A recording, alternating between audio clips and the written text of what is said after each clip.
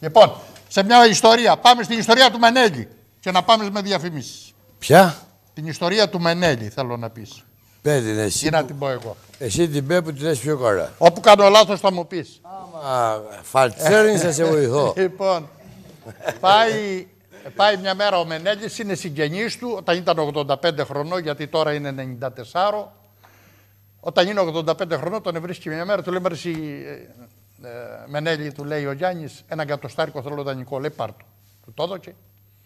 Μετά από λίγες μέρες τον πήραν τα παιδιά του το Μενέλη, τον κατεβάσανε στο Ηράκλειο, πήγανε στον γιατρό, του έγραψε ο γιατρός φάρμακα για ενίσχυση της μνήμης, αρχόμενο Αλτσχάιμερ, κάτι τέτοια πράγματα. Με το που πήρε την πρώτη δόση, θυμήθηκε το κατοστάρικο που του είχε πάρει ο Πολογιάννης. 12 η ώρα τη νύχτα, άρον να πάει να βρει τον Πολογιάννη, του δώσει το κατοστάρικο. Μπρες, του λένε τα κοπέλια του, για όνομα του, 12 η ώρα τη νύχτα είναι. Το πρωί θα πάω να του δείξω. Εγώ θέλω να πάω τώρα. Θα πάω τον ευρώ να πάρω το κατοστάρικο. Πρωί πάει ο γιος του και βρίσκει τον Πολογιάννη, μ' αρέσει, του λέει. Χρωστής πράγμα του γέρου, λέει ένα κατοστάρικο. Λέει, δώσε μου το να του το πάω, γιατί έτσι και έτσι ο ψάργας και μπορεί να σου κάνει κατάσταση. Λέει, δεν το έχω. Μόλις το βρω, το δώσω.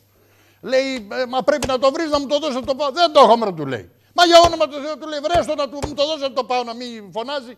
Λέει, δεν το έχω, σου λέω. Μόλις το βρω, το δω. Κοίτα, λέει, τα γενιάδα. Λέει, πήγε να του κόψει τα χάπια.